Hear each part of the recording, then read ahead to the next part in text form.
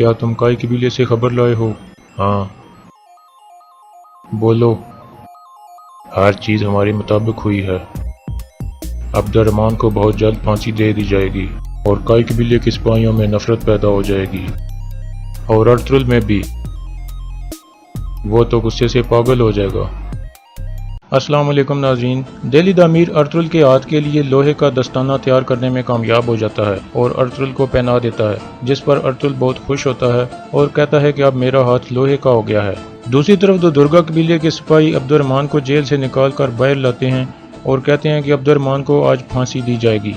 ये सुनकर काई कबीले के सिपाही अपनी तलवारें निकाल लेते हैं और कहते हैं कि ये हम नहीं होने देंगे, लेकिन इतने में अर्तुल आ जाता है और उनको अपनी तलवारें अंदर करने को कहता है और कहता है कि हम जिरगे के फैसले को मानेंगे, जिस पर तुर्गत, दुआन और बाकी सिपाही हैरान हो जाते हैं, क्योंकि अर्तुल ने कहा था कि हम अब्दुर्रहमान को कुछ नहीं होने देंगे।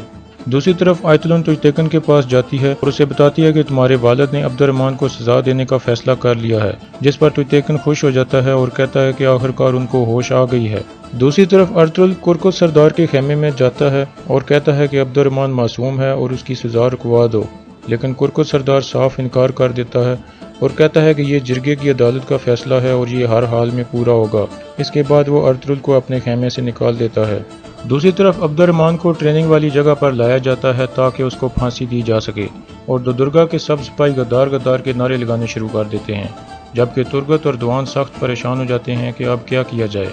दूसरी तरफ हाइमा खातून अर्तुल और गुंदोगदो से बातचीत करती हैं और कहती हैं कि अब्दुर्रहमान को बचाना होगा, क्योंकि अब्दुर्रहमान मासूम है और वह सुलेमान शाह का काबिल एतमाद आदमी था। दूसरी तरफ अब्दुर्रहमान को फांसी देने की सारी तैयारियां मुकम्मल हो जाती हैं और तुजतैकन अपना हाथ खड़ा करता है ताकि फांसी के लिए आखिरी हुक्म दिया जाए, लेकिन ऐन उस वक्त गुंदोगदो आ जाता है और कुरकुत सरदार को कहता है कि अगर आप अब्दुर्रहमान की सज़ा मुअत्तल कर दें तो हमारे सिपाही हथियार फेंक देंगे और फौज से निकल जाएंगे, जिस पर कुरकुत सरदार नरम पड़ जाता है और सज़ा रोक देता है। इसके बाद काई कबीले के सब लोग खुश हो जाते हैं और कुरकुत सरदार जिंदाबाद के नारे लगाने लगते हैं, जबकि तुजतैकन सख्त परेशान हो जाता है। दूसरी तरफ मंगोलों का एक जासूस कबीले से खबर लेकर जाता है और उनको बताता है कि अब्दुर्रहमान को आज फांसी दे दी जाएगी, जिस पर तानगुत और नयान बहुत खुश होते हैं और कहते हैं कि दोनों कबीलों का इत्तेहाद अब टूट जाएगा और वो एक दूसरे के खिलाफ हो जाएंगे। दूसरी तरफ आयतुलन गोकचे को कहती है कि तुम तुजतैकन के पास जाओ और उसका गुस्सा ठंडा करने की कोशिश करो, जिसके बाद गोकचे तुजतैकन के पास जाती है और दोनों मिलकर अर्तुल की खूब बुराइयां करते हैं। दूसरी तरफ नयान अपने चंद साथियों के साथ कबीले के करीब एक जगह पर आता है।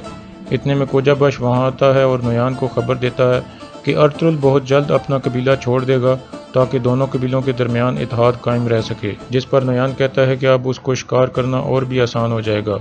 दूसरी तरफ कबीले में रात को तुजतैकन अपने साथियों के साथ अब्दुर्रहमान की जेल में दाखिल होता है और उसको ज़बरदस्ती एक छोटी सी लकड़ी पर खड़ा कर देता है और उसकी गर्दन ऊपर से बाहर निकाल देता है कि अगर वो हिला और नीचे से लकड़ी निकल गई तो वो उधर ही फांसी लग जाएगा।